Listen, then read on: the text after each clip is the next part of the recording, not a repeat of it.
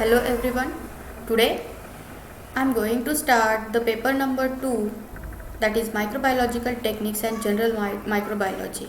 In this paper we are going to start with the first unit, that is stains and dyes. So what are the stains and dyes? Stain or a dye may be defined as an organic compound which is containing both chromophore and oxochrome groups attached to a benzene ring. मतलब stand या फिर die क्या होता है, जिसके अंदर एक chromophore group होगा, एक ऑक्सोक्रोम ग्रुप होगा, and both of this groups are attached with a benzene ring. This is the chemical structure of a stain, जिसे हम डाई भी कह सकते हैं. तो ये एक दूसरे से अलग अलग कैसे है, तो ये क्रोमोफोर ग्रुप क्या है, ऑक्सोक्रोम ग्रुप क्या है, it we will discuss in detail in a later slides. तो सबसे पहले अभी हम देखते हैं कि what is the difference, main difference between the stain और a dye. I think all of you will know about the dye. तो डाई क्या होता है? Any organic compound which is used for general purposes, colour anything. किसी भी object को, किसी भी चीज़ को अगर हमें कलर करना है तो इन जनरली डाई यूज़ किया जाता है. और डाई क्या करता है? It imparts the colour to any object और एनी कंपाउंड. किसी भी ऑब्जेक्ट को ये कलर इम्पार्ट करता है. एक्चुअली डाई ये कलर इम्पार्ट नहीं करता है. डाई के अंदर जो भी क्रोमोफोर ऑक्सोक्रोम ग्रुप्स होते हैं, that groups imparts the property of colour to the dye. तो जनरली डाई और स्टेन में डिफरेंस क्या है? The coloring agent which is used for a general purpose other than the biological purpose is called as a dye. मतलब जो भी colouring agent है जो कि बायोलॉजिकल पर्पस को छोड़ के किसी और पर्पस के लिए यूज़ किया जाता है, तो उसे कहा जाता है डाई. और स्टेन का मतलब क्या है? द कलरिंग एजेंट, मतलब ये भी एक कलर करने वाला एजेंट ही है, but which is used for a biological purpose. Biological purpose का मतलब क्या है कि बायोलॉजी में हम इसका यूज़ करते हैं, किसी अलग पर्पज़ के लिए नहीं करते हैं, तो उसे स्टेन कहा जाता है. मतलब सिंपली डाई और स्टेन दो एक ही जैसी कंसेप्ट है, बट जब हम इसी कलरिंग एजेंट को बायोलॉजिकल पर्पज़ के लिए यूज़ करेंगे, then that coloring agent will be called as a stain, and whenever we use that coloring agent for other than biological purposes, then that will be called as a dye. General structure क्या है? दोनों का भी same रहेगा. that the stain or a dye may contain chromophore group, oxochrome group and a benzene ring. तो ये हम detail में देखने वाले हैं. What is this chromophore group, what is oxochrome group, what is benzene ring and how these groups are attached with the benzene ring and what are the functions of these different groups. तो यहाँ पे आप इस slide में देख सकते हो that there are some examples given. तो डाई के एग्जाम्पल्स क्या है? Coal and tar. और स्टेन का एग्जाम्पल क्या है? सैफ्रानिन है, क्रिस्टल वायलेट है, मेलाचाइट ग्रीन है. बहुत सारे स्टेन्स है बायोलॉजी में. जैसे जैसे हम इस यूनिट में आगे बढ़ेंगे तो आपको बहुत सारे नाम मालूम हो जाएंगे, तब तक आप मेमोराइज भी कर लोगे इन्हें. तो अभी से इसका टेंशन मत लीजिए, आगे चल के ये सभी नाम आपको याद हो जाएंगे. डाई का तो मालूम है इन जनरल, कोल और टार. ओके, तो ये हो गया स्टेन्स और डाई. तो अब तक हमने देखा कि स्टेन और डाई क्या है. These are the colouring agents है. और इनमें डिफरेंस क्या है? The colouring agent which is used for any purpose other than the biological purpose is called as a dye, and the coloring agent which is used for the biological purpose is called as a stain. So what is the chemical structure of a stain? तो अभी हमने जैसे discuss किया है already that the chemically stain और dye may consist of the three different groups, which are, first of all there is a benzene ring, then chromophore group and oxochrome group. तो ये तीन नाम you have to remember these three names. Okay, so first of all ये जो slide है इसमें आप देख सकते हो जो डायग्राम है वहाँ पे आप एक बेंजीन रिंग देख सकते हो. उस बेंजीन रिंग में क्या है? कुछ ग्रुप्स अटैच्ड है। तो इस में जो OH ग्रुप है, that OH group represents the auxochrome group and the other groups like NO2. There are 3 NO2 groups attached here in this benzene ring which are chromophore groups. तो ये chromophore group क्या है, इसका function क्या है, auxochrome group क्या है, इसका फंक्शन क्या है। तो अभी हमें एक एक कंपोनेंट जो है इसका, इसे हम डिटेल में पढ़ने वाले हैं। तो सबसे पहले है क्रोमोफोर। क्रोमोफोर क्या होता है? Croma means colour. क्रोमा का मतलब मालूम है, आप लोगों को मालूम होगा। क्रोमा का मीनिंग क्या होता है? कलर। जैसे क्रोमोजोम का आप लोगों ने 12th स्टैंडर्ड में देखा होगा, that chromosome, chroma means colour and soma means body, means the coloured bodies are chromosomes. इस तरीके से आपने कुछ बायोलॉजी में पढ़ा होगा। बहुत सारे स्टूडेंट्स ने नीट के लिए प्रिपेयर किया है तो उन्होंने रटा भी होगा इस टर्म्स को, तो ठीक है। क्रोमा का मीनिंग होता है कलर। क्रोमोफोर ग्रुप का फंक्शन क्या है, या फिर इसकी डेफिनेशन अगर हम सिंप्लीफाइड लैंग्वेज में कहें तो क्या है? A chromophore group imparts to the compound the property of the colour through chromophore group. Chromophore group क्या करता है? It imparts the property of the colour to the compound. Although the chromophore group is coloured, मतलब chromophore group खुद से coloured होता है और किसी भी कंपाउंड को प्रॉपर्टी देता है ताकि वो कंपाउंड आगे चल के दूसरे किसी सब्सटेंस के साथ जब रिएक्ट हो तो उसे वो कलर दे सके। But although the chromophore group itself is a coloured compound, it is unable to stain the object alone. मतलब ये खुद से तो कलर्ड है but it can not stain the object alone. ये अलोन मतलब अकेला ही किसी भी ऑब्जेक्ट को कलर नहीं कर सकता है। तो ये खुद से तो कलर है, इट हैज़ प्रॉपर्टी, इसके पास प्रॉपर्टी है, ये खुद से कलर है, किसी कंपाउंड को इम्पार्ट कर सकता है प्रॉपर्टी ऑफ कलर, बट ये खुद से नहीं कर सकता है। तो इसको मदद करने के लिए कौन चाहिए? The next group, other group. कौन सा है? Auxochrome group. Okay,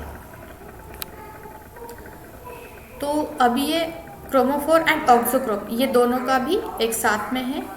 chromophore imparts the property of colour in any compound, ये ऑलरेडी हमने डिस्कस किया है। तो क्रोमोफोर में क्या होता है? This can be any functional group with large number of pi electrons like conjugated double bonds. तो कॉन्जुगेटेड डबल बॉन्ड्स क्या होते हैं? जैसे कि आप इस डायग्राम में देख सकते हो, there are alternate single and double bonds. तो ये डायग्राम किसकी है? सबसे पहले तो this is the diagram of the beta carotene. Beta carotene जो है उसका ये स्ट्रक्चर है इस डायग्राम के अंदर। तो इसमें आप देख सकते हो जो रेड लाइन में पूरे दिखाई दे रहे हैं आप लोगों को, those are alternate single and double bonds, और इसी पैटर्न को कहा जाता है कॉन्जुगेटेड डबल बॉन्ड्स। तो जो एक सिंगल बॉन्ड होता है, डबल बॉन्ड्स में से जो एक बॉन्ड है सिंगल वाला, उसे कहा जाता है सिग्मा बॉन्ड, और जो रिमेनिंग बॉन्ड होता है तो उसे कहा जाता है पाई बॉन्ड। केमिस्ट्री में आप लोगों ने ये कंसेप्ट पढ़ी होगी।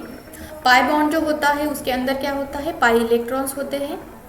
ओके, तो जहाँ पर भी ऐसे कॉन्जुगेटेड डबल बॉन्ड्स आते हैं वहाँ पे क्या होगा? इनडायरेक्टली डबल बॉन्ड होगा। इसका मतलब उसमें से एक bond, that one bond will be sigma and the other bond will be pi bond, due to which there will be large number of pi electrons present in the conjugated double bonds. तो इसका मतलब क्या है? ultimately in conjugated double bonds there will be large number of pi electrons present.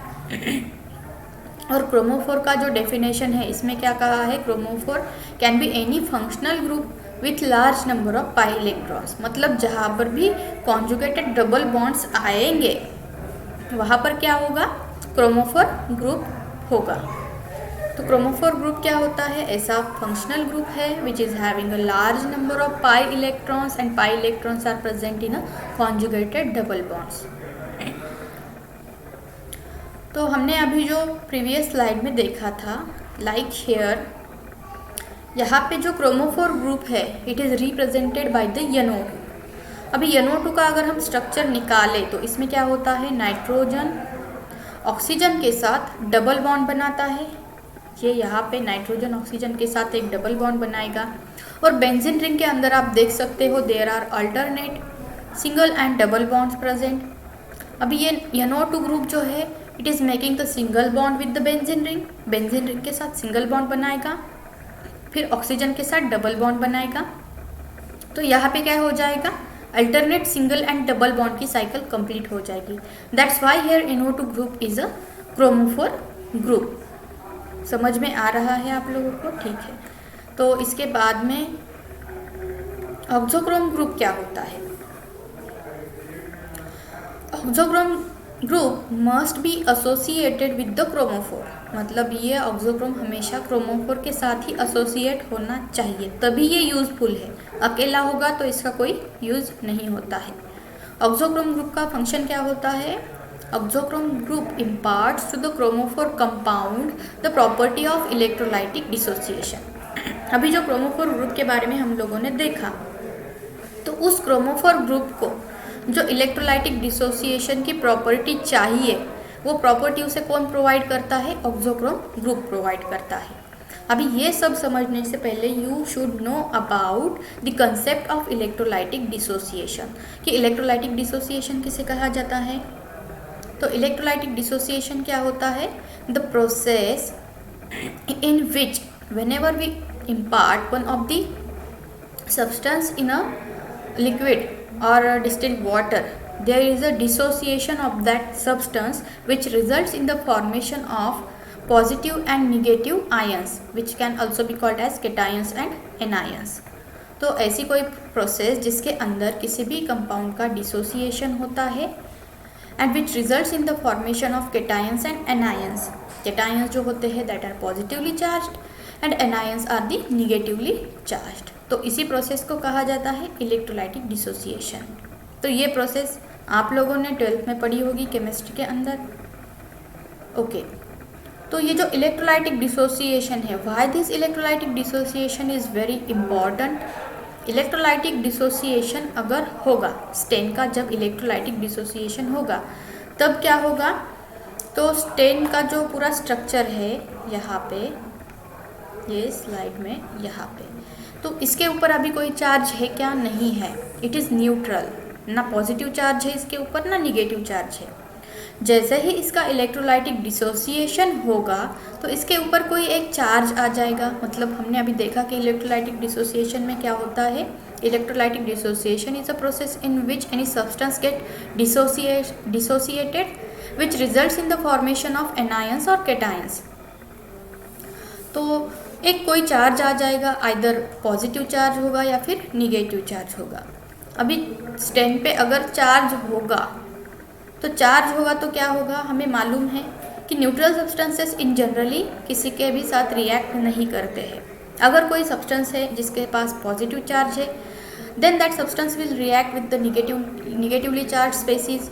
और अगर कोई substance है which is having a negative charge over it, then that will be able to react with the positively charge species. तो ये principal है। तो उसी हिसाब से स्टेन के ऊपर अगर कोई चार्ज नहीं होगा तो ये किसी भी ऑब्जेक्ट के साथ बॉन्ड नहीं बना सकता है, अटैच नहीं हो सकता है। और उस इनडायरेक्टली क्या कह सकते हैं हम कि ये किसी भी ऑब्जेक्ट को कलर प्रोवाइड नहीं करेगा। क्यों नहीं करेगा? क्योंकि ये न्यूट्रल फॉर्म में जब होगा तो इसके ऊपर कोई भी चार्ज नहीं होगा। चार्ज नहीं होगा तो ये किसी भी ऑब्जेक्ट के साथ बाइंड नहीं हो पाएगा, और बाइंड नहीं होगा तो वो ऑब्जेक्ट कलरफुल नहीं होगा, मतलब वो स्टेन को लेगा ही नहीं। स्टेन को एक्वायर करने के लिए क्या होना चाहिए, स्टेन के ऊपर कोई एक चार्ज होना चाहिए। और चार्ज आने के लिए स्टेन के ऊपर क्या होना चाहिए, उस स्टेन का इलेक्ट्रोलाइटिक डिसोसिएशन होना चाहिए।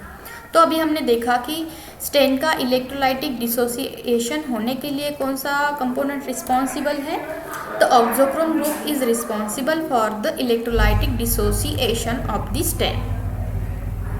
तो क्रोमोफोर ग्रुप का हमने देखा that chromophore group is important in the stain. इसलिए इम्पॉर्टेंट है to impart the property of colour to the compound. खुद से वो कलरफुल है, बट वो अकेला स्टेन क्यों नहीं कर पाता है? क्योंकि उसके अकेले के पास इलेक्ट्रोलाइटिक डिसोसिएशन की एबिलिटी नहीं है, और इलेक्ट्रोलाइटिक डिसोसिएशन इसे कौन प्रोवाइड करता है? ऑक्सोक्रोम। तो इसीलिए ये जो हमने प्रीवियस स्लाइड में देखा था कि ये यहाँ पे लास्ट वाला sentence, chromophore is unable to stain the object alone, तो इसका मीनिंग यही है कि ये खुद से क्यों नहीं कर पाता है कलर, क्यों नहीं दे पाता है किसी भी कंपाउंड को? बिकॉज इसके पास इलेक्ट्रोलाइटिक डिसोसिएशन की एबिलिटी नहीं होती है। ये एबिलिटी किसके पास होती है? ऑक्सोक्रोम ग्रुप के पास होती है। तो इसीलिए दोनों भी ग्रुप्स अगर बेंजीन रिंग के साथ अटैच होते हैं, only then the structure of stain is complete. Now that stain can be electrolytically dissociated and it can be able to impart its color to the other objects. तो कुछ इस तरीके से ये दोनों कॉन्सेप्ट्स है क्रोमोफोर और ऑक्सोक्रोम की। तो अभी आगे बढ़ते हुए यहाँ पे दोनों का कंपैरिजन दिया है शॉर्ट में, what is the chromophore and auxochrome. अब ये टाइटल रिपीट हो रहा है पर कोई बात नहीं है। Auxochrome is a part of the molecule responsible for the intensity of the colour. पहले एक तो प्रॉपर्टी हमने देखी कि ऑक्सोक्रोम क्या करता है कि इलेक्ट्रोलाइटिक डिसोसिएशन प्रोवाइड करता है।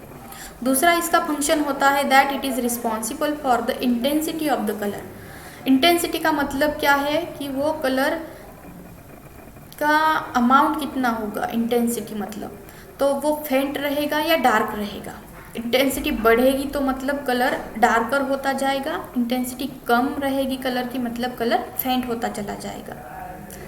तो जो भी कलर फेंट रहेगा, पहले जो भी क्रोमोफोर का कलर रहेगा वो सपोज फेंट येलो है, तो उसकी इंटेंसिटी अगर हम बढ़ा दें तो वो डार्क येलो बन जाएगा। और डार्क येलो बनाने के लिए, कलर की इंटेंसिटी बढ़ाने के लिए कौन रिस्पॉन्सिबल होता है? Auxochrome group. तो अब तक हमने देखा कि ऑक्सोक्रोम ग्रुप के दो फंक्शंस हो सकते हैं। Which are this two functions? That auxochrome group is important for the electrolytic dissociation and other function is that it is responsible for the intensity of the colour. Okay, इसके अलावा एक definition है auxochrome का। These are the functional groups with lone pairs of electrons or non-bonding electrons. तो कोई भी ऐसा group होगा कि जिसके पास अगर non bonding lone pair of electrons है, मतलब इलेक्ट्रॉन के एक लोन पेयर है और वो किसी के साथ बॉन्ड नहीं बना रही है, लोन पेयर है, तो उस टाइप के ग्रुप को हम ऑक्सोक्रोम कह सकते हैं। जैसे कि हमने पहले वाला स्ट्रक्चर देखा था ऑक्सोक्रोम का, तो उसमें हम लोगों ने देखा कि यह OH is the auxochrome group. अभी OH को अगर हम देखें तो हाइड्रोजन और ऑक्सीजन एक दूसरे के साथ बाइंड होते हैं, और जो ऑक्सीजन होता है उसके पास एक लोन पेयर ऑफ इलेक्ट्रॉन होती है, तो इसी वजह से उसे क्या कहा जाता है? ऑक्सोक्रोम ग्रुप कहा जाता है। ऑक्सोक्रोम्स क्या कर सकते हैं? वो खुद से कोई कंपाउंड को कलर इम्पार्ट नहीं करते हैं, but they can only increase the intensity of the colour. मतलब जो क्रोमोफोर ग्रुप होगा उसका जो कलर होगा उसकी इंटेंसिटी को ये बढ़ाते हैं। ऑक्सोक्रोम खुद से कोई कलरफुल कंपाउंड नहीं होते हैं। This only increases the intensity of the colour, and colour किसकी वजह से होता है? It is due to the chromophore group.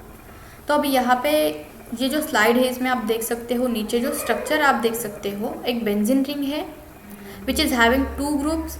तो एक ग्रुप है OH ग्रुप, तो OH ग्रुप जो है यहाँ पे that is the auxochrome group, and NO2 is the chromophore group. तो ये जो स्ट्रक्चर है इसे कहा जाता है पैरा नाइट्रोफिनॉल। और जो साइड में जो डायग्राम है यहाँ पे आप देख सकते हो कि येलो कलर की एक पाउडर फॉर्म है, तो ये पैरा नाइट्रोफिनॉल जो होता है it is present in such kind of a powdered form which looks yellow in a color।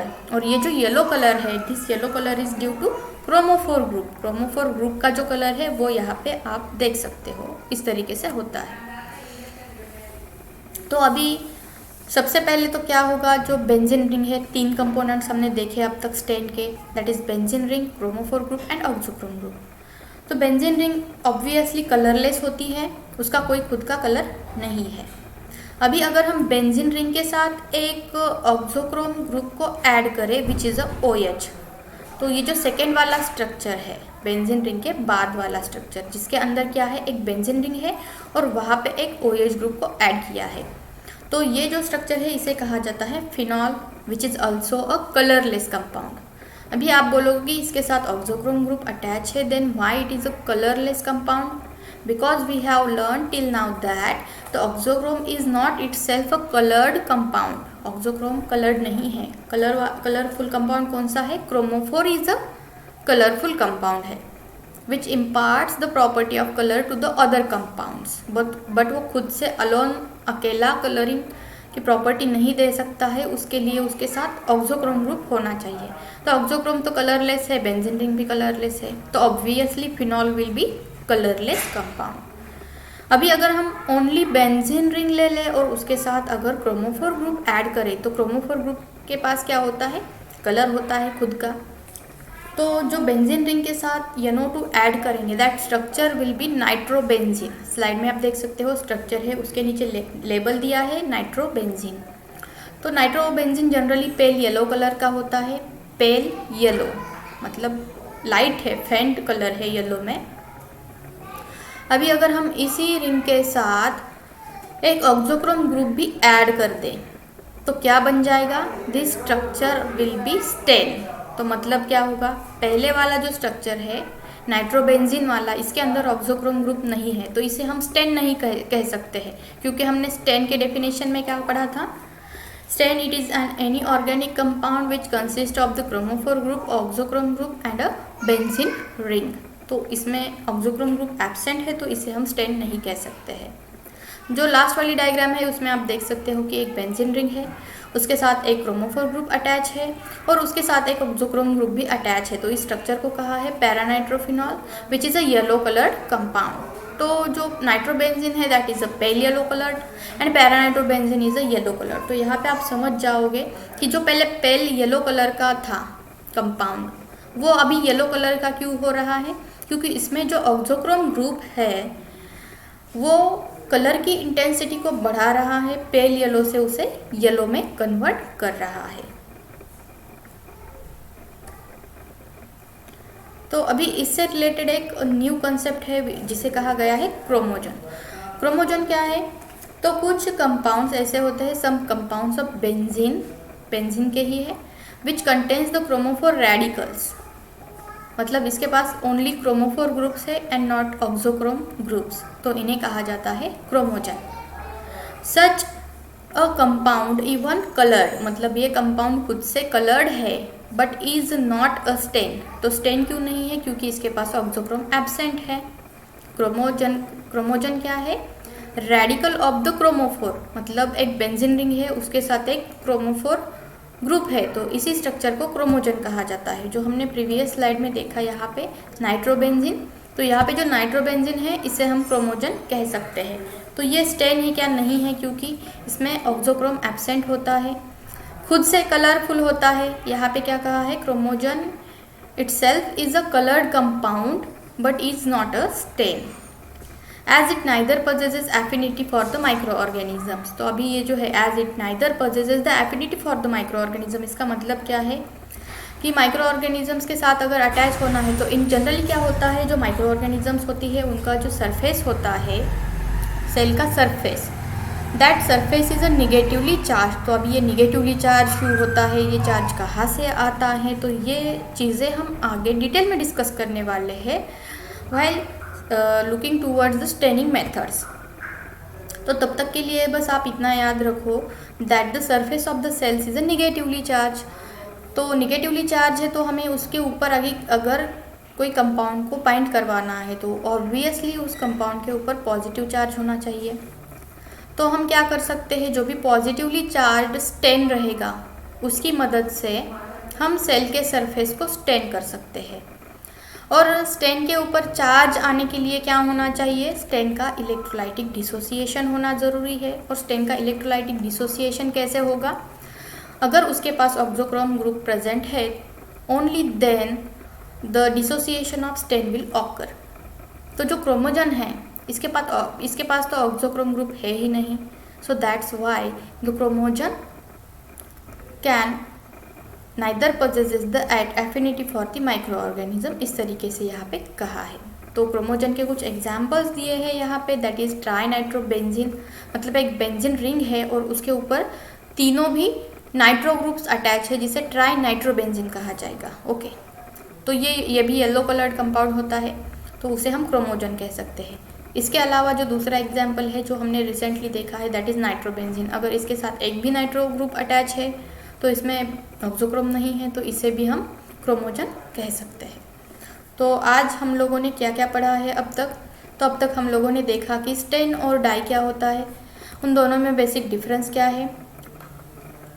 इसके बाद में हम लोगों ने देखा कि केमिकल स्ट्रक्चर क्या होता है स्टेन का, इसमें 3 कंपोनेंट्स होते हैं, क्रोमोफोर ग्रुप होता है, ऑक्सोक्रोम ग्रुप होता है और बेंजीन रिंग होती है। इसके बाद में हमने क्रोमोफोर ग्रुप की कुछ प्रॉपर्टीज़ और डेफिनेशंस के बारे में डिस्कस किया, ऑक्सोक्रोम की प्रॉपर्टीज़, डेफिनेशन, उसका फंक्शन, इसके बारे में डिस्कस किया, कुछ एग्जाम्पल्स हमने डिस्कस किए हैं और जो क्रोमोजन का कंसेप्ट है इसके बारे में हम लोगों ने डिस्कस किया है। तो अब तक के लिए बस इतना ही, आगे मिलते हैं नेक्स्ट लेक्चर में। Thank you.